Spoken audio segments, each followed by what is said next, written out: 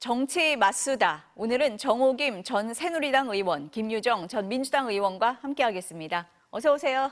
안녕하세요. 안녕하세요. 저희가 국회 얘기 먼저 해야 될 것 같은데요. 원래 오늘 개원식이 있어야 되는 날인데 최상병 특검법을 둘러싸고 여야 대치가 극한으로 치달으면서 결국 개원식조차 제때 열지 못하는 상황이 됐습니다. 어제 국회 상황 먼저 보시겠습니다. 토론을 중지하겠습니다. 저를 행정부 속으로 마이크 꺼주세요. 발언을 충분히 보장했어요. 마무리할 수 있는 시간을 20분이나 드렸어요. 토론 종결 동의의 건을 표결하는데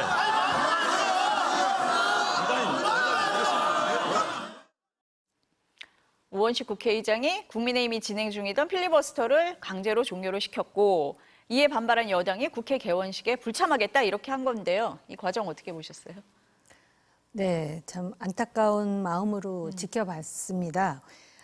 사실 이제 이 필리버스터를 하면서 법대로 한 거거든요. 근데 이제 아마 의장은 충분히 마무리할 수 있는 시간이 20분이나 더 주지 줬다. 않았느냐 이렇게 얘기를 하는데요. 아마 본인이 국회의장이 되는 과정에서 그 수박 컴플렉스를 상당히 느끼고 있을 거예요. 강성 지지자들의 그런 어떤 비판이라든지 그렇기 때문에 특히 여당과의 문제에 있어서 단호함을 보여줘야 된다라는 그런 생각도 조금은 작동을 했겠죠. 그런데 물론 시간을 한 20분 더 줬는지는 모르겠지만 이럴 때 뭔가 인내와 설득을 소진하는 모습을 좀 더 보여주면 오히려 어차피 이 필리버스터라는 거는 끝날 수밖에 없고 또 의결을 할 수밖에 없는 상황이기 때문에 이런 상황을 조금은 좀 유연하게 가져갈 수 있지 않았을까라는 아쉬움이 있어요. 근데 지금 말씀하신 것처럼 이제 국회법에 따르면은 필리버스터를 종결해 달라고 동의를 제출한 지 이제 24시간이 넘으면 제적의원 5분의 3 이상의 동의가 있을 때 중단할 수는 있는 거거든요. 네.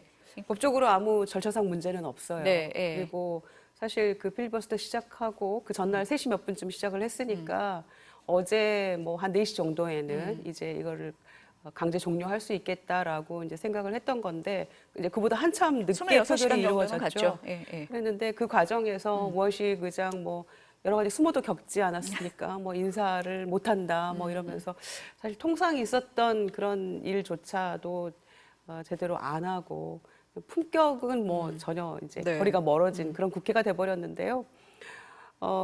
필리버스터 처음 시작했을 때 이미 이제 민주당에서는 강제 종료 동의서를 제출을 제출을 했고, 한 상태죠. 예, 그래서 24시간이 지나면 하려고 이제 작정을 했던 것이고 계획대로 그리고 더군다나 이제 그날이 어제가 6월 임시국회 마지막 날이었기 때문에 불가피성이 있었죠. 그리고 뭐 무한정 들을 수는 없는 거 아닙니까? 표결 시간도 필요한 거고 또 특검에 대한 표결도 해야 되는 건데 무한정 달라? 그럼 뭐 어떻게 자정까지 해서 넘기면 임시국회 끝내자는 겁니까? 그러니까 네.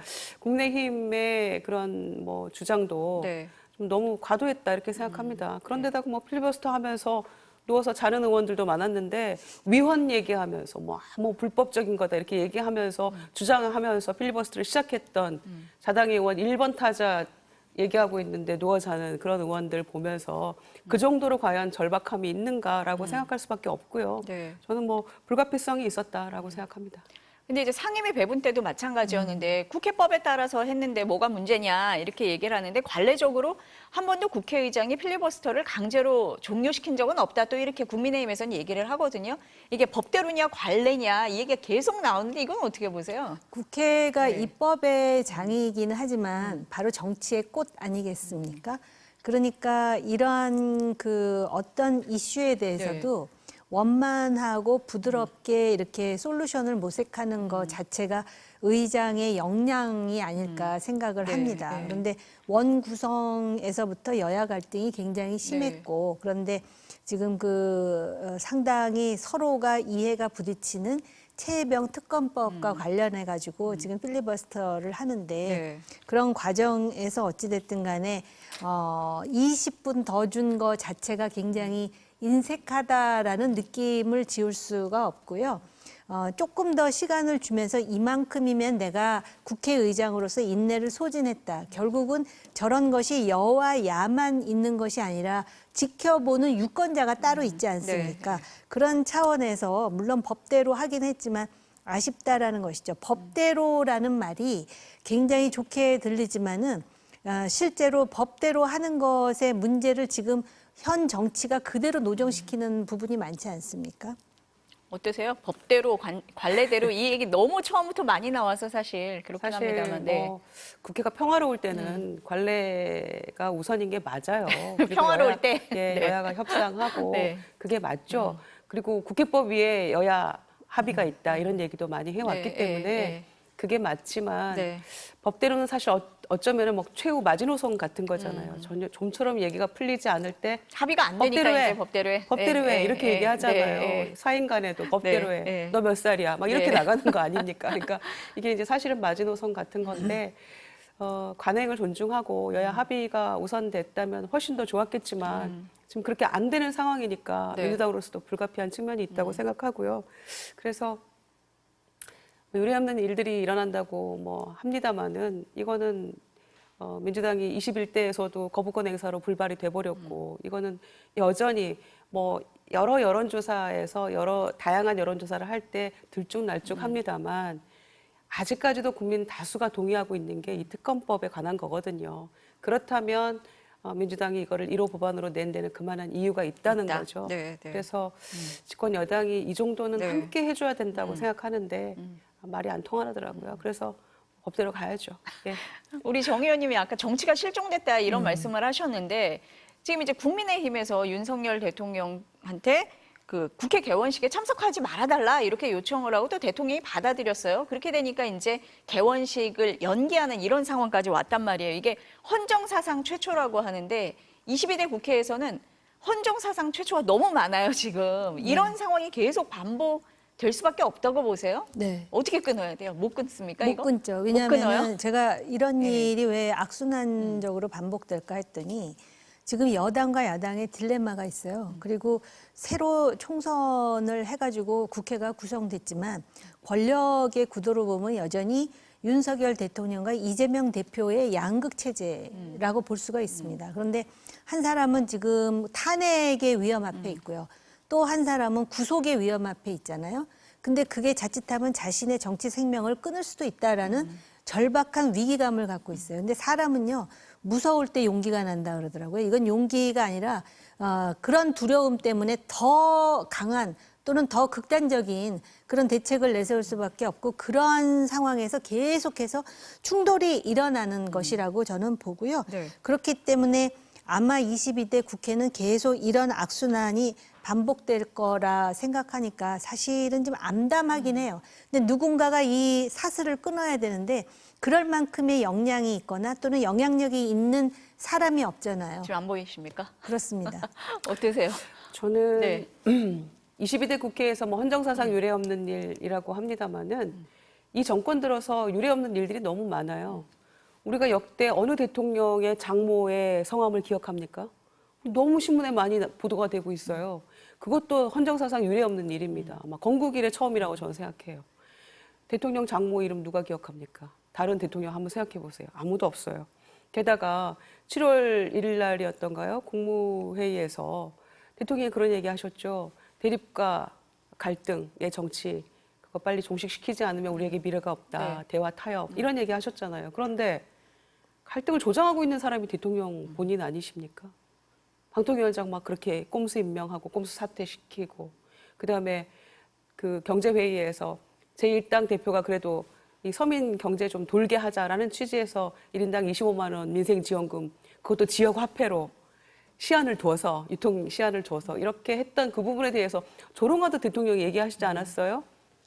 왜 25만 원만 주냐, 10억 주고 100억 주지, 이렇게 얘기를 하면 이게 되겠습니까? 대화 안 되고 갈등 조장하는 그 중심에 대통령이 서 계시는데 국회라고 그 시그널 받지 않겠어요? 사인 받아서 그렇게 하는 거잖아요. 연찬의 얘기 거듭합니다마는 내가 아무리 헌법상 보장된 대통령의 거부권이라고 하지만 그래도 매번 행사하는 거 부담스러우니까 가급적 여야가 좀 합의하고 대화해서 22대는 좀 잘 풀어갔으면 좋겠다라고 얘기했으면 얼마나 좋겠어요. 총선 참패 이후에 연찬회에서 맥주 마시면서 이번에 내가 욕을 먹어도 그렇게 해서 되겠습니까? 그 무기 삼아서 거부권하고 예산 편성권 무기 삼아 싸우라 이렇게 했던 대통령이 이제 와서 대화 타요. 왜 너네 왜 싸워? 이렇게 얘기하고 계시니까 헌정사상 유례 없는 일들이 이렇게 일어나고 있는 것이고 또 그거를 오지 마세요. 개월식에. 그렇다고 해서 또 받아들이는 그런 모습도 그래도 내가 가야죠. 라고 하면 얼마나 좋았겠어요. 그러니까 지금 이거 이제 아예 없어진 일은 아니고 연기는 됐습니다만은 뒤늦게 국회에 들어와서 원구성 협상도 잘 안 돼가지고 들어와서 보기에는 그냥 11고 파행으로 가려고 하는 모습만 보이다가 특검법 통과됐다는 이유로 또 이렇게 파행으로 가는 거. 과연 국민들이 이 모습을 집권당의 매우 아름다운 모습으로 볼 수 있을까요? 두 분 말씀 들어보니까 22대 국회가 암담하다는 정 의원님 말씀에 동의를 하게 될 것 같습니다. 이렇게 된 데에는 지금 최상병 특검법이 있어요. 여야가 대치하게 된 데는 이게 있는데 어제 국회 본회의를 통과했거든요. 우선 여야 입장부터 들어보시겠습니다. 표결을 앞두고 있는 법안에 대해 노골적으로 민주당의 입장을 대변하는 것도 모자라 대통령의 고유권 아닌 제2요구권 행사 문제까지 이래라 저래라 간섭하면서 상권 분립 헌법 체계를 부정하는 것도 서슴지 않았습니다. 국민의힘이 특검법 저지를 위해 마지막 순간까지 온갖 꼼수와 추태와 망동을 부렸지만 국민과 국회의 의지를 꺾을 수는 없었습니다. 국민의 뜻에 따를 것인지 아니면 또다시 거부권을 남발하면서 국민과 맞서는 길을 선택할 것인지는 오직 대통령의 선택에 달려 있습니다. 여야 입장 어떻게 들으셨어요? 그 조금 전에 네. 제가 말씀드린 연장선 속에 각 당의 입장을 그냥 아주 그대로 가식 없이 네. 노정시켰다라고 보여지고요. 이런 인식이 일조일석에 바뀌지는 않을 거예요. 않을 거다. 그리고 또 네. 지금 원내대표로서는 계속해서 이제 그 건곤일척의 네. 그런 대결 구도 속에 자기가 지금 그 선봉장이다라는 네. 의식을 갖고 있겠죠. 그러니까 변화가 있을 수는 없고 또 이 두 사람이 변화를 만들 수도 없어요. 제가 아까 말씀드렸지만 양극 체제의 극은 이 두 사람이 아니에요. 원내 지도부에서 할 수 있는 일이 아니다. 아닙니다. 네, 그렇기 예. 때문에 본인들은 최대한 그 권력이 원하는 모습으로 원내의 어떤 그 리더로서 계속 이런 행태를 보여줄 것 같아요. 그리고 만약에 여기서 누군가가 타협을 하거나 사실은 정치의 꽃은 타협이에요. 네. 타협이 하나의 예술인데 그럼에도 불구하고 그렇게 되면 강성 지지층들이 또 가만 놔두질 않잖아요. 그리고 이제 4년마다 한 번씩 선거를 하고, 치러야 되다 네. 보니까 이 악순환은 계속 되겠죠. 어떠세요? 여야 입장이. 추경 원내대표가 네. 뭐 제2요구권 행사 문제까지 의장이 이래라 저래라 한다 이러면서 뭐 비판을 했던데 네. 저는 국회의장으로서 그러면은 국회 입법권은 중요하지 않습니까? 국회 입법권 존중해 달라라는 취지의 얘기였다고 저는 생각해요. 그러니까 이제 당에서 직전 의장인 김진표 의장에 네. 대해서 뭐 이러저런 얘기할 때 왜 그렇게 그토록 많은 거부권을 행사하는 대통령을 향해서 국회 입법권 존중해 달라는 말 한마디도 못하냐라는 비판도 있었거든요. 그런 취지인 것이지 네. 의장이 뭐 이래라 저래라 한다고 하지 말라고 해서 안 할 뿐도 아니고 지금 벌써 국민의힘에서는 뭐 바로 요구하고 그러지 않습니까? 법 통과되기 전부터도 이미 이거는 뭐 거부권 행사해야 된다는 얘기도 나왔으니까요. 그래서 이렇게 끝간데 없이 가면 또 거부권 행사한다고 하면 15번째인데 정말 뭐 신기록 세우려고 하는 것인가 이런 생각이어서 정말로 이 사건의 진실이 밝혀지기를 원한다면 네. 또 추경호 원내대표도 뭐 그 최상병 어머니 편지에 뭐 답글 형식으로 하지 않았습니까? 그게 정말 진정성 있는 얘기였다면 이번만큼은 대통령께 간곡히 청해서 통과시켜서 빨리 특검해서 진상규명하고 정권의 부담 덜고 갑시다라고 얘기해야 될 텐데 얘기 못하는 이유가 있겠죠. 그 중심에 의혹의 한가운데 대통령이 있다는 생각을 국민의힘도 하고 있으니까 그렇게 못하는 거 아니겠습니까? 바로 그 김유정 의원께서 네. 진실이 무엇인지를 밝혀지기를 원한다면 이런 이제 말씀을 하셨잖아요. 정말 민주당이 그런 의지를 가지고 특검법을 통과시키려 한다면은 아마 여당에서 8표를 얻기가 어렵지 않았을 거예요. 그런데 지금 보면은 특검 법안이 지난번에 결국은 무산된 것보다 훨씬 독소 조항이 많은 데다가 심지어는 야당인 개혁신당이라든지 조국혁신당에서도 결국은 특검에 있어서 좀 유연함을 두자 이런 이야기를 할 정도 아니겠습니까? 그런데 그거를 제3자 추천이라는 부분에 대해서 물론 정성호 의원 같이 그걸 받아들이자라고 하는 의견도 있지만은 이걸 이렇게 일방적으로 받아들이면은 결국 특검의 변수는 이게 통과되느냐 안 하느냐의 변수는 지금 완전히 마치 또 스크럼을 짜고 한 목소리를 내는 지금 이 야당이 아니에요. 결국은 국민의힘의 8석 아니겠습니까? 그러면 그 8명이 누가 됐든 안 받아들이면 안 되는 분위기를 만드는 것이 중요한 전략인데 그냥 으쌰으쌰하면서 저렇게 되면은요. 오히려 이거 특검법을 이번에는 통과시켜야 되는 거 아니야? 그런 사람도 결국은 그 찬성표를 던질 수가 없어요. 그런 문제에 대해서 김재섭 의원이 이미 자기 SNS에 문제 제기를 하지 않습니까? 그러니까 제가 볼 때는 민주당이 정말 진실을 원하고 정의를 바로 세우는 게 아니라 어떻게 해서든지 대통령을 궁지에 몰아가지고 요새 몇몇 사람이 얘기하는 탄핵의 국면으로 가려고 하는 것이다라는 의심을 지울 수가 없게 만든다는 것이죠. 그런 면에서는 참 전략이 부재예요. 지금 김재섭 의원 얘기를 하셨으니까 이 얘기로 한번 넘어가 볼게요. 어제 이제 투표를 한 사람이 190명이었어요. 총 투표수 190표 가운데 찬성이 189, 반대가 1표였어요. 근데 찬성이 누구였느냐? 안철수 의원이 유일하게 찬성을 던지셨고 지금 말씀하신 김재섭 의원은 반대를 했어요. 그럼 안철수 의원은 왜 찬성표를 던졌을까요?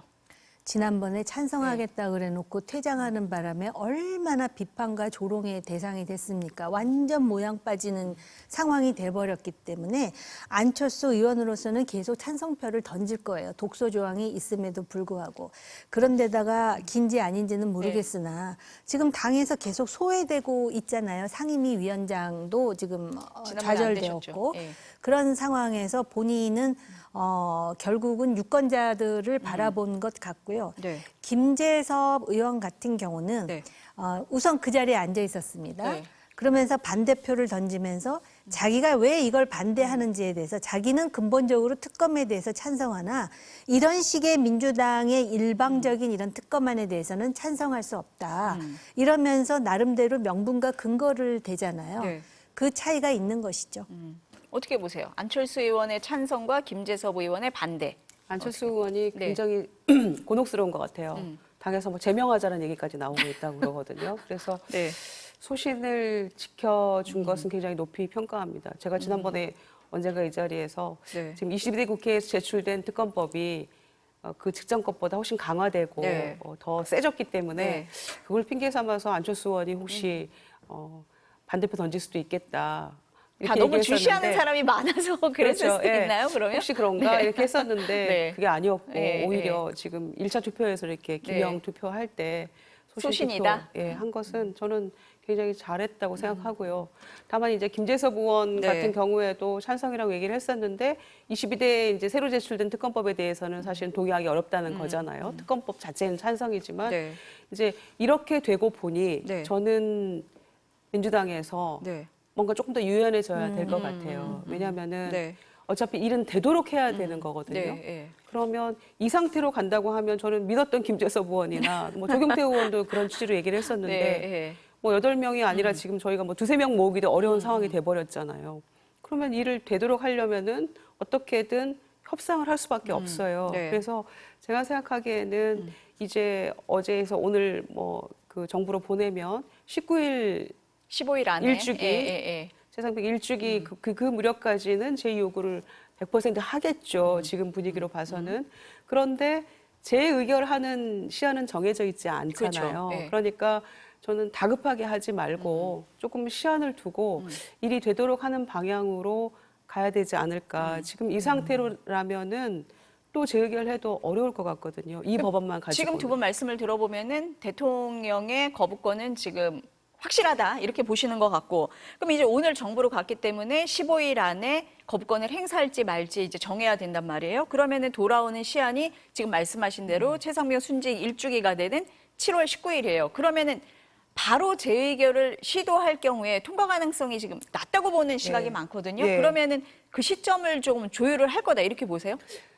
조율을 했으면 좋겠어요, 저는. 했으면 예, 좋겠다. 되도록 예, 하려면. 예, 네. 아니면은 그냥 바로 곧바로 재의결, 재표결 이렇게 갔을 경우에는 지금 분위기 봐서는 지금 민주당의 이 특검법으로는 통과가 어렵다는 게 지금 여실히 보여지고 있어요. 그리고 어제 필리버스터 뭐 이제 종료하는 그 시점에서 국민의힘 의원들을 보니까 아주 그냥 똘똘 뭉쳐가지고 뭉쳐서 지금 이렇게 가는 분위기이기 때문에 아마 8명을 쉽사리 우리가 찬성표로 돌리기가 더 어려워진 것 같아요. 숫자가 줄었기 때문에 더 우리가 이제 야당이 192석이니까 네, 전체 예, 야당이 예. 8표만 가져오면 된다 해서 더 네. 쉬워졌다 했는데 네. 오히려 지금 분위기는 더 어려워진 게 아닌가 그런 느낌이어서 네. 만약에 시한을 좀 늦춰서 좀 협상을 해보고 뭐 수정안을 만들던지 그게 아니라면 바로 재의결에 들어갈 텐데 그러면은 불발될 게 뻔하거든요. 그렇게 한다라고 하면은 그러면 또 발의, 또 특검법 또 발의 이렇게 갈 것 같아요. 근데 그거는 조금 너무 소모적이지 않을까. 시간도 너무 촉박하고 그렇게 될 경우에는 뭐 7월 언제쯤 통신기록 없어진다고 했던 그 우리의 얘기에도 조금 모순이 생기는 것 같기도 하고요. 오히려. 예, 네, 그래서 네. 당이 어떻게 결론을 내릴지 모르겠습니다만은 오히려 8명 가져오기가 더 어려워졌다라는 거는 확실한 것 같습니다. 그럼 재의결 시점을 좀 고민을 할 거다 이렇게 보세요? 오히려 정말로 아까 제가 전략에 대해서 네, 말씀하신 예, 예. 수정안에 대해서 논의를 하는 게 맞죠. 그렇게 되면은 일단 지금 국민의힘의 당대표 후보 중에 가장 지금 앞서가고 있는 한동훈 후보의 경우에 제3자 특검에 대해서 네, 이미 네. 본인이 제안을 한 상황이고 또 김재섭 의원이 이번에 그것을 찬성하지 않으면서 제3자 특검에 대해서 이미 언급을 했던 그렇죠. 상황이고 이렇게 하면서 그 8명이 자연스럽게 특검에 찬성할 수 있는 명분이 쌓여지는 것이고 그 명분을 그럼 누가 세워주느냐. 김 의원님 말씀하셨듯이 민주당이 유연한 입장을 취해야 돼요. 근데 무조건 이거 지금 자기네들이 만든 특검안대로 한다 그러면 8명이 선택하기가 쉽죠. 반대하는 것으로. 그런데 지금 많은 국민들은 원하는 게 뭐냐면은 진실이 무엇이냐. 그 팩트 파인딩을 해보고 싶은 거예요. 억울하게 간 최혜병의 어떤 순직에 대해서 뭔가 그게 우리가 국민으로서의 예의라고 생각하는 거 아니겠습니까? 그래서 그런 차원에서 민주당도 참 문제가 강경파 중심으로 해서 이 지금 정책 결정이 되고 있는 것 같은데 그러다 보면은 오히려 명분을 주는 것이죠. 부결할 수밖에 없는 명분. 그러니까 통과가 목표가 돼야 된다는 점에서는 재의결을 바로 갈 게 아니라 어떤 협상의 여지를 조금 열어둬야 된다 이렇게 보시는 거고 그렇습니다. 아까 말씀하셨듯이 필리버스터를 하면서 이거 뭐 필리버스터 무기력했다 뭐 이런 얘기가 나오기는 하지만 국민의힘 의원들이 똘똘 뭉치는 계기가 됐다라는 얘기도 있어요. 그럼 그런 면에서 본다면 8표 이탈이 오히려 어려워졌다 이렇게 보세요? 그 부분도 있어요. 네. 이게 사람이요. 심리가 이제 과거에 엄혹한 권위주의 정권 하에 이제 젊은 학생들이 소위 네. 데모를 하러 나가잖아요. 그럼 다들 마음속에 뭐 민주주의에 대한 뭐 저서를 10권씩 읽고 그 철학에 투철해서 나가는 사람도 있지만 막 학생들이 같이 몰려 있는데 내 옆에 있는 친구가 예를 들어서 체류탄을 맞고 쓰러지면은 심리적으로 그때 이렇게 분노가 끌어올 수 분노하고 있거든요. 동조하고. 그러니까 그런 예, 심리, 그런 군중 심리, 집단 심리도 일정 정도 작동을 작용을 하는데 한다. 네. 과거 우리가 동물국회 시절에 본회의장에서의 그 사례를 보면 올해 예산 내년을 위해서 예산 통과를 해야 되는데 야당이 단상을 점거하고 막 방해를 하고 있단 말이죠.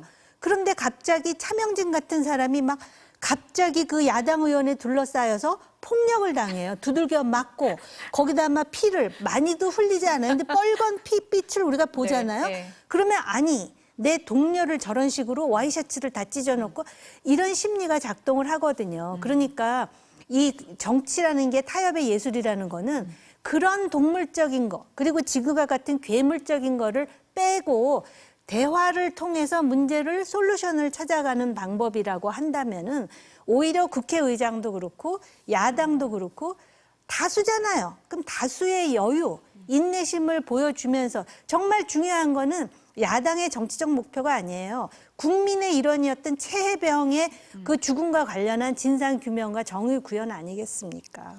아까 말씀하실 때 이제 한동훈 후보가 낸 그 제3자 대법원장이 추천하는 특검 방식도 있고 개혁신당에서는 변협이 추천하는 방식도 얘기를 했고 조국혁신당에서는 우리의 특검 추천권을 내려놓을 수 있다 이렇게 얘기를 했어요. 근데 이게 좀 되려면 이런 수정안도 나와야 되고 대통령실에서 호응도 있어야 되고 민주당의 양보도 있어야 되고 이게 좀 삼박자가 맞아야 되잖아요. 그래야지 뭐 수정안이든 뭐 협상의 여지든 좀 생기지 않겠습니까? 어때요? 대통령실에서는 네. 호응하지 않을 것 아닐 같고요. 것 같고요. 네. 단지 지금 그 특검법을 추상적이지만 국민 여론을 물어보면은 여전히 찬성하는 수가 다수예요. 근데 아무리 선거가 끝났지만 민주주의 하에서 주권자는 국민 아니겠습니까? 그러다 보니까 그런 가장 합리적인 방법으로 지금 또 저 대통령 비서실에서 그러잖아요. 대통령 경로도 하지 않았고 뭐 그렇다고 하니 네. 진실이 무엇인지 저는 솔직히 진실이 무엇인지 궁금한 쪽이에요. 그리고 억울한 죽음이 있어서는 안 된다라고 하는 쪽이거든요. 그러다 보니까 더군다나 이제 여당 주자 중에서도 그런 어떤 대안을 제시하고 그리고 보수 정당이 살기 위해서는 얼마나 합리적이고 유능하며 진짜 유권자를 고려하고 배려하는가 이거를 보여주는 게 보수 정당이 사는 길이거든요. 그런 차원에서 말씀드린 거예요. 이게 수정안을 가지고 논의를 할 수 있다고 보세요? 어떻게 보세요? 아니 근데 그에 네. 앞서서 네. 일단 수정안들을 좀 냈으면 좋겠어요. 냈으면 좋겠다. 지금 입으로만 떠들고 있어요. 네. 그리고 실제로 하지는 않고 네, 네, 이거로만 네. 그냥 일단 좀 내야죠. 그래야지 진정성이 뭘 없다. 문서를 네, 보면서 네, 얘기를 네. 해야 될 것 같다는 네. 생각이 우선 들고요. 그리고 한동훈 위원장도 사실은 내가 대표가 되면이라는 전제가 가로 안에 들어있는 거잖아요. 그러면은 그게 진정성이 있으려면 이번에도 좀 뭔가 다른 안을 좀 내서 협상을 해야 된다는 얘기를 자기 입으로 했어야 된다고 저는 생각해요. 지금 뭐 전당대회 와중에 막 다니느라고 정신은 없겠지만 네. 그 진정성이 이제 며칠 안 남았잖아요. 20일도 채 안 남았는데 그럼 20일 뒤에 할 말을 왜 지금 못하냐는 거죠. 그래서 저는 각 당의 안들을 일단 좀 들고 좀 얘기를 해봐야 된다고 생각하는데 대통령실은 어떻게 해서든지 이 핑계 저 핑계로 이거에 대해서는 위헌이라는 얘기로 퉁치고 지나가려고 하기 때문에 네, 네. 거기에는 더 이상 기댈 게 없지만 그래서 여당도 아마 그 말을 그대로 따를 확률이 매우 높아졌습니다만 그래도 한동훈 위원장이 진정성을 보이려면 네. 일단 수정안을 다 내놓고 자기 패드를 다 꺼내놓고 그리고 나서 조금 논의를 해봐야 되지 않을까. 근데 그렇게 했는데 민주당이 절대 이거는 안 돼. 우리 걸로만 가. 그럼 일이 안 되잖아요. 그렇게 하지는 않을 거라고 생각합니다. 네, 네. 어쨌든 조금 그럴지도 전략. 몰라요. 민주당이. 어제 또 논란이 된 게 있어요. 국민의힘에서 이제 무제한 토론을 하면서 이제 필리버스터에서 나온 발언이 논란이 됐는데 검사 출신 주진우 의원이 최상병 순직을 장비 파손에 비유해서 논란이 일었거든요. 일단 발언부터 들어보시겠습니다. 예를 들어서 군 장비를 실수로 파손한 사건이 일어났다고 가정해 봅시다. 일주일 만에 조사를 한 다음에 8명 다 군 설비에 대해서 파손 책임이 있으니까 니네 집에 다 압류를 해놓고 일단 소송을 진행해야 되겠어 라고 한다고 하면 당하는 군 입장에서는 그 결과에 승복하기 어렵습니다. 이 비유는 어떻게 보세요? 아주 부적절했죠. 공감 능력이 상당히 부재하고 그거 어떻게 장비에 그렇게 비유를 합니까? 그러다 보니까는 야당의 공격에 또 빌미가 되고 있는데요. 이거는 아주 부적절한 것입니다. 네, 어떻게 보세요? 우리 김 의원님은. 참, 논평할 가치가 있는 얘기인가 싶은데요. 주진우 의원이 군 미필 아닙니까? 그런데 가서 휴가도 한번 제대로 못 나온 최상병이 이렇게 억울하게 순직을 했는데 어떻게 당에서는 인면수심이다 이렇게까지 비판을 했던데 이건 인간으로서 예의가 아니지 않습니까? 그런데다가 그 비유 자체도 매우 부적절했고 말이 안 되는 얘기지만은 이 절차 얘기도요. 이것도 틀렸어요. 이거는 제가 보기에는. 왜냐면은 그 박정훈 대령이 수사단에서 수사를 해서 경북청에 넘겼을 네. 때는 8명에 대한 혐의를 적시해가지고 경북청에서 새롭게 수사를 하는 거예요. 네. 일단 1차 조사에서 이렇게 우리는 봤기 때문에 경부청에서 새롭게 하는 것이 그 조사단에서 수사단에서 했던 것을 그대로 지금 뭐 다 되는 게 아니거든요. 네, 네. 그게 군사법원 개정된 법의 취지이기도 하고요. 그런데 뭐 장병이 사망한 사건에 대해서 군 장비에 비하는 것 자체가 네. 이게 지금 국민을 대표하는 국회의원으로서 상상할 수 없는 이야기를 그것도 위헌이랍시고 주장하는 필리버스터를 하면서 이렇게 해도 네. 되겠습니까? 이분이 검사 출신인데 검사로서 늘 이렇게 지금 일처리를 해왔다는 거를 지금 보여주고 있는 거 아닙니까? 그러니까 국민들이 검찰에 대한 불신이 높아질 수밖에 없는 것이고 이거는 뭐 더 이상 얘기할 네. 의미도 없는 일이라고 생각합니다. 네, 본인이 반성해야죠. 네, 최상병 특검법을 둘러싸고 이제 여야가 대치하고 있는 상황에 이런 부적절한 비유까지 나오면서 더 여야의 공방은 더 거세지는 것 같습니다. 다음 얘기 한번 넘어가 볼게요. 윤석열 대통령이 어제 새 방통위원장 후보로 이진숙 전 대전 MBC 사장을 지명을 했는데 이진숙 후보자가 이례적으로 길게 소감을 밝혔습니다. 들어보시겠습니다. 언론은 말 그대로 공기입니다. 공적인 그릇이기도 하고 우리 삶을 지배하는 공기이기도 합니다. 언론이 부패하면 우리 사회가 썩는 것은 당연한 결과입니다. 그런 방송이 지금은 공기가 아니라 흉기라고 불리기도 합니다. 특히 공영방송이 그런 비판을 받고 있습니다. 어떻게 들으셨어요, 의원님? 방송이 그 사회에 미치는 영향, 언론이 네. 미치는 영향이 굉장히 중요하죠. 그래서 입법, 사법, 행정 외에 언론이라는 영역이 얼마나 중요한 역할을 하는지에 대해서 아무리 강조해도 지나치지 않은데요. 그렇기 때문에 언론은 권력에 대한 견제 기능, 네. 그리고 사실을 정확하게 전달하는 기능 등 그러한 기능을 위해서라도 중립성과 독립성이 보장이 돼야 되겠죠. 네. 그리고 이제 자유민주주의 사회의 그 언론의 비판 기능 때문에 네. 어떤 사회에서도 그 언론에 대해서 특히 이제 권력을 수임받은 입장에서는 언론과 이렇게 프렌들리하지 않아요. 그래서 미국의 대통령도 왜 아무도 못 듣는 줄 알고 기자에 네. 대해서 막 욕을 하다가 들켜가지고 네, 나중에 네. 사과하기도 하고 그러는데요. 근데 저는 이제 요새 이 방통위와 관련한 여러 가지 네. 언론 논쟁과 네. 그런 갈등을 보면서 방통위의 존재 이유가 무엇인가를 자꾸 생각하게 돼요. 이게 비단 이 정부뿐만이 아니라 지난 문재인 정권 때도 그렇고 그 전에도 그렇고 왜 권력이 이 언론을 자신들의 어떤 그 권력 행위에 있어서 굉장히 편리한 통로가 될 거라는 생각을 하고 있는 것인가? 네. 저 개인적으로는 네. 그런 생각이 들어요. 그래서 방통위가 반드시 존재해야만 하는 것인가? 차라리 방통위 없이 그러니까 시한을 좀 둬가지고 네. 한 반년만이라도 네. 방통위 없이 한번 언론이 어떻게 하는지 보고 정 안 되겠다 그러면 방통위를 다시 가동시키면 어떨까 싶은 생각마저 그럴 들어요. 좀 들 정도로. 아니면 네, 차라리 네. 사람 말고 AI가 네, 하든지 네. 이거는 진짜 그 어떤 측면에서는 언론이 공기여야 되나 흉기가 네. 되기도 한다라는 이진숙 방통위원장 말이 어떤 면에서는 맞는지 모르겠는데 그 흉기라는 판단 자체가 상당히 주관적일 수 있다라는 네. 그 경고를 안 할 수가 없는 것이죠. 그래서 여당에서는 지금 이제 공영방송 정상화다 하고 야당에서는 공영방송 장악이다 이런 얘기를 하는 거잖아요. 네, 어떻게 들으세요? 방통위가 네. 뭐 존재론적 의미까지 우리가 고민하던 지경까지 이르렀는데요. 네. 저는 그게 비서실장이 이제 그 총선 후 첫 장관급 3명에 대한 네, 대각이었는데 네, 네. 인사하는 자리에서 6분이 넘게 웅변을 하더라고요. 그래서 저는 7.23 국민의힘 전당대회 최고위원 출마를 뒤늦게 한 것 아닌가라는 생각이 들 정도였거든요. 네. 심지어는 무슨 김홍일 뭐 이동관 위원장 다 뭐 법적으로 문제 본인이 뭐 판사입니까? 이제 인사청문회도 안 거치고 이제 지명받아서 인사하는 자리에서 그런 오만한 태도를 보인다는 것 자체가 진짜 황당했고요. 그리고 무슨 케이스별로 소송 중인 바이든 날리면까지를 막 본인이 재단하고 이게 공정성과 중립성이 가장 담보되어야 될 방통위원장 후보자로서 과연 적합한 인물인가를 우리가 의심하지 않을 수 없는 그런 것을 본인 스스로 입증했다라고 생각하고요. 이동관 위원장이 임기 3개월 후에 뭐 내려갔습니다마는 한 가지 바른 말은 했어요. 내가 사라져도 제2, 제3의 이동관이 온다.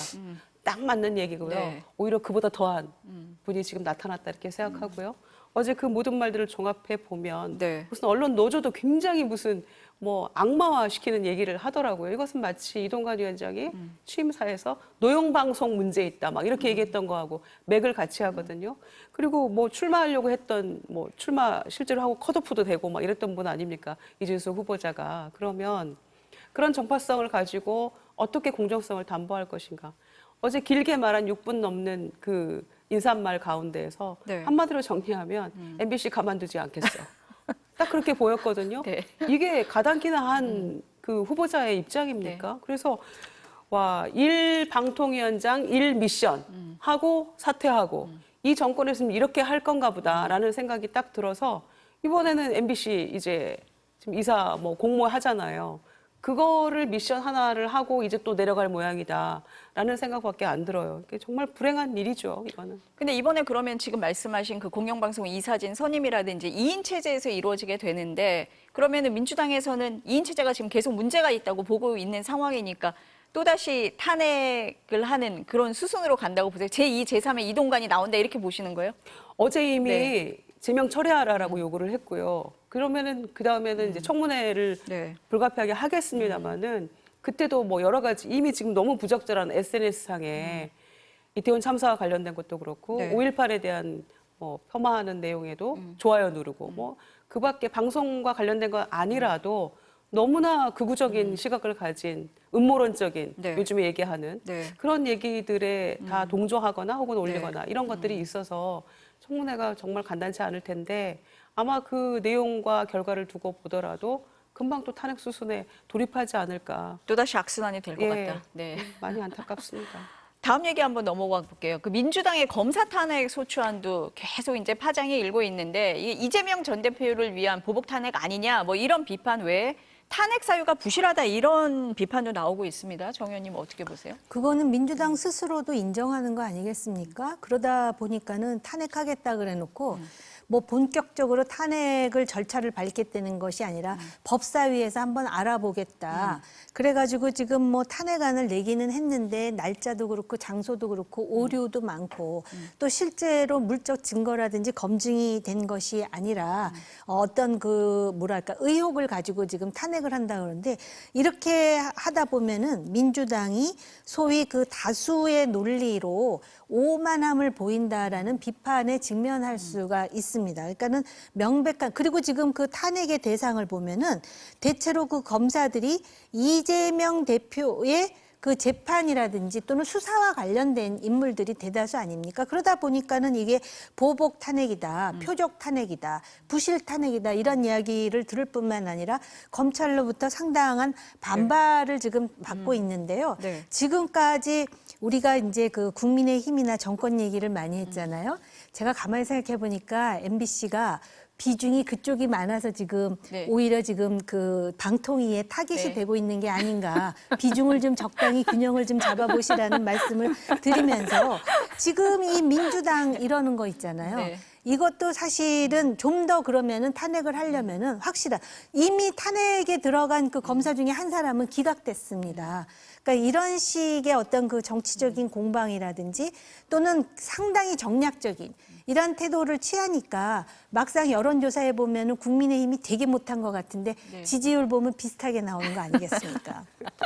어떠세요? 이 탄핵 사유 부실하다 이 부분은 어떻게 반격하시겠습니까? 그러니까 이제 네. 계속 거부권은 헌법상 대통령의 권한이다라고 네. 얘기한다면 탄핵할 수 있는 권리는 국회의 있다? 권한이 네. 있어요. 네. 법적으로 사실 문제는 없어요. 네. 그런데 이제 공교롭게 그 뭐 대표의 재판과 관련된 네, 것, 네. 그 검사들이 이제 대체로 들어가 있기 때문에 공교롭게 되었고 또 국민적 시각에서도 방탄인가? 뭐 이런 이유가 있는 건가? 네. 이제 이렇게 볼 수 있다고 네. 생각해요. 저는 그 부분 인정합니다. 네. 그런데 이제 그리고 또 올라가서 만약에 헌재까지 갔을 경우에 네. 이게 기각이 만약에 되면 실제로 면죄부를 주는 그런 결과가 되잖아요. 네. 그래서 그 부분도 사실 좀 고민은 해야 된다고 생각하는데 네. 첫째는 검찰은 절대로 견제받아서는 안 되는 권력인가? 라고 묻고 싶어요. 아무도 검찰에 대해서 견제할 수 없는 지금 구조적인 문제가 있는 겁니다. 기소해놓고 무죄 나도 검찰이 뭐 사과를 합니까? 뭘 합니까? 무책임하잖아요. 그럼 대통령도 기소만으로도 네. 이건 완전히 뭐 폐인되는 거다 이런 취지로 얘기를 했었던 건데 그래서 그런 부분도 있고요. 또 하나는 이원석 검찰총장이 네. 뭐 시체말 아주 길길이 그냥 다 뛰고 있고 뭐 도처의 검사장들도 막 나를 탄핵해라. 탄핵했으면 좋겠어요. 그런데 그게 맞는 건가 싶어요. 왜냐하면은 적어도 이원석 총장이 살아있는 권력에 대해서 본인이 호언장담하지 않았습니까? 5월 말까지 명품백 수사 끝낸다. 그리고 뭐 소환할 수 있다. 이렇게 얘기를 네. 했으면 그 부분에 대해서 뭐 액션이라도 하나 보여줘야 되는 거 아닌가요? 그런데 그 부분에 대해서는 본인이 지방 출장 가 있을 때 수사 지휘라인 딱 바뀌었잖아요. 인사 발령 났을 때 거기에 대해서 물으니까 7초간 침묵하는 거 외에는 뭘 했어요. 그런데 지금 뭐 탄핵한다고 국회에서 민주당이 들고 나와도 탄핵이 바로 됩니까? 결론 내는 거는 헌재예요. 그리고 3명 했던 사람에 대해서도 1명 기각되고 지금 이런 상황이잖아요. 그러니까 우리가 결론을 냅니까? 그런데 이렇게 30몇 분이 유행인가 이렇게 또 나와가지고 두 차례가 강하게 오늘도 반발을 또 하시는 게. 반발하고 네, 여기저기서 하고 무슨 직권남용이 이게 무슨 직권남용입니까? 그럼 이렇게 검찰에서 강하게 반발을 하면 법사위에서 검사에 대한 조사가 제대로 이루어질 수 있다고 보세요? 될 것 같으세요? 아니 그 네. 지난번에 6월 25일 날 법사위 최초로 열렸을 네. 때 그때도 유상보무원이네요. 유상보무원하고 막 무슨 뭐 공부를 누가 잘했니, 네가 잘했니 뭐 이러고 했을 때 네. 그러면 지금 윤리 제소된 거잖아요. 제소하니까 정청래 위원장이 뭐라고 했어요? 뜨거운 맛을 보여주겠어 이렇게 했잖아요. 그러면은 검찰총장이 이렇게 강력 반발하고 여기저기 검사장들이 막 이렇게 하면 정청래 위원장이 물러나겠습니까? 그러니까 그냥 하긴 할 거다. 하긴 할 평행선을 거다. 달리는 거고 네, 네, 어떻게든 네. 아마 할 거예요. 네, 다만 그 자리에 검사들이 실제로 나와서 청문 형태로 열었을 때 네. 참석을 하는지 여부도 관건이긴 합니다만 네. 아마 이거는 예정된 수순으로 갈 것 같고요. 이렇게 중요하고 초미 관심사인 이런 네. 검사 탄핵과 관련해서 이를테면 오탈자가 있다거나 날짜가 틀린다거나 2029년이라고 쓴다거나 그런 걸 막 이런 지적하는 거. 거는 너무 좀 아니요, 맞아. 그거는 네. 네. 신중하게 잘했어야 신중하게 써야 된다, 왜냐면은 오히려? 어. 이거의 비밀을 잡히고 또 대변 이슈 이런 것 때문에 본인은 아니라고 부인을 네, 하는데 네. 그것도 만약에 아닐 경우에는 또 빼야 될 거 아닙니까? 그런데 그런 것들이 오히려 본질을 흐리게 되는 상황이어서 왜 조금 더 치밀하고 정교하게 하지 못했을까라는 아쉬움은 남죠. 그 오탈자가 굉장히 네. 중요한 게요. 그런 거 재판해가지고 오탈자 나오면 유죄가 네. 무죄되고 무죄가 유죄될 수도 있고요. 민주당이 애초에 뭘 잘못했느냐면은 검찰 개혁한다 그러면서 문재인 정권 때 수사 기소 분리 이런 어떤 그 원칙적인 문제에 대해서는 동감하는 사람들이 굉장히 많을 텐데 그걸 명분으로 해갖고 자기들의 권력 입맛에 맞는 사람들은 꽃보직 승진시키고 뭔가 권력하고 맞지 않고 살아있는 권력에 대해서 왠지 수사를 하려고 하는 사람들은 상당히 그 불이익을 주고 그런 일들을 계속 하지 않았습니까? 그러다가 또 그 상황 때문에 우리가 지난 대선을 치르면서 결과가 어떠했는지를 봤고요. 또 그 과정에서 지금 권력으로부터 뭔가 고난을 당했다고 하는 사람들이 민주당, 조국혁신당으로 해서 다 들어왔어요. 이제는 정치 검찰이 아니라 자칫 잘못하면 검찰 정치가 되는 거예요. 그러면서 이 와중에 또 뭐 검사를 탄핵한다 그러고 오탈자는 말할 것도 없고 내용도 틀리고 이런 식으로 하다 보면은 이건 역시 민주당이 자기 발등을 자기가 찢는 결과를 나올 수밖에 없다라는 것이죠. 이게 어떻게 검찰 개혁이에요. 이런 식으로 계속해서 그래서 검찰과 정치가 서로 섞여가지고 정말 뒤죽박죽 되면서 정치는 더 퇴행하는 이러한 현상을 민주당 스스로가 다수의 논리로 지금 만들고 있다라는 점이 굉장히 위험한 네. 점입니다. 어쨌든 검사 탄핵을 둘러싸고는 계속 논란은 될 것 같습니다, 지금. 마지막 얘기가 될 것 같은데 한동훈 후보 얘기를 우리가 안 하고 넘어갈 수가 없어서 어제 한 언론에서요. 지난 1월 김건희 여사가 한동훈 전 비대위원장에게 보낸 텔레그램 메시지 내용을 공개를 하면서 논란이 됐거든요. 이게 뭐냐. 당시 명품백 논란이 커지자 김 여사가 당에서 필요하다면 대국민 사과를 포함해서 어떤 처분도 받아들이겠다라는 메시지를 보냈는데 한 후보가 이걸 읽고도 무시를 했다는 거예요. 한 후보는 뭐라고 했냐면 집권당 비대위원장과 영부인이 사적인 방식으로 정무적 논의를 하는 건 적절치 않다. 근데 왜 이 시점에서 이런 얘기가 나오는지 의아하다 이랬는데 다른 후보들이 맹공격하고 있습니다. 어떻게 보세요, 이거는? 제가 어떻게 보느냐가 중요한 게 아니라 네. 대중들이 이거를 어떻게 볼 것 같으세요, 그럼? 대중들에게 네. 어떻게 보여지느냐 이게 중요한데요. 이거 자칫 잘못하면은 마치도 지금 당대표 경선에서 네. 지난번에는 대통령실이 개입한 것 같은, 그래서 아무 말도 하지 않으면 네. 아무 일도 일어나지 않는다. 또 나경원 연판장 사건, 지금은 이제 여사가 등판한 것인가, 이렇게 오해를 불러일으킬 수가 있다라는 것이죠. 네. 왜 그럼 이런 일이 벌어지느냐? 배신자 프레임을 씌우려고 하는 거 아니야? 근데 특히 국민의힘에서는요, 다수가 있는 영남에서는 아주 네. 배신자 그러면 막 불불불불 떨거든요. 그런데 지금 네. 영남의 당원이 40%, 40%, 수도권이 뭐 37%라 네, 그러는데 네. 그런 음모론이 지금 난무하게 되면은 오히려 지금 한동훈 후보에게 유리해질 수도 있어요. 오히려? 네, 그래서 제가 네. 말씀드렸잖아요. 네. 제가 어떻게 보느냐는 중요하지 네. 않은데 이게 어떻게 보여지느냐, 그렇게 보여지고 있다라는 것입니다. 지금. 어떻게 보여질 것 같으세요, 그러면? 첫째는 한동훈 네. 후보에게 타격감은 크지 않다. 타격감은 크지 않다. 예. 두 번째, 김건희 여사가 진정성이 있었다면 네. 본인이 사과할 일에 대해서 왜 한동훈 위원장에게 이거를 물어봅니까? 허락을 받아야 사과를 합니까? 우리는 최재형 목사로부터 명품백을 받은 그 동영상을 통해서 네. 남북관계 일을 할 거다. 내가 통일 뭐 할 거다. 네. 목사 같이 하자. 뭐 이런 얘기까지 하는 굉장히 자기 주도적인 네. 그런 적극적인 영부인의 모습을 우리는 보지 않았습니까? 그런데 이거에 대해서 대통령은 지금 이 주고받았을 때 또 읽고 씹었다는, 익씹했다는 그것도 나중에 알았다는 거 아닙니까? 네, 네. 그러면은 이렇게 중요한 문제에 대해서 한동훈 위원장이 얘기하지 않으면은 사과를 못 합니까? 그리고 대선 때 사과했기 때문에 지지율 더 떨어지는 것 때문에 내가 저해서 물어봅니다. 뭐 이런 거 아닙니까? 내용이. 그러면은 그렇게 중요한 문제는 남편인 대통령과 상의를 해야 되는 거 아니에요? 정무수석은 뭐 합니까? 이런 문제를 공적인 라인을 통해서 해야지. 네. 이거는 공적인 대화입니까? 사적인 대화입니까? 과거의 카톡은 어떤 내용입니까? 정말 저는 뭐 종잡을 수가 없고요. 그래서 지금은 왜 사과 안 하십니까? 지지율이 이렇게 떨어졌는데 왜 사과 안 하시죠? 그리고 수사는 왜 안 받으십니까? 내가 나가서라도 받겠다라고 하면서 이 정권의 부담을 덜겠다. 이 문자 메시지 보면은 나로 인해서 만약에 총선 뭐 이런 염려 때문에 사과 여부를 논의한 거였잖아요.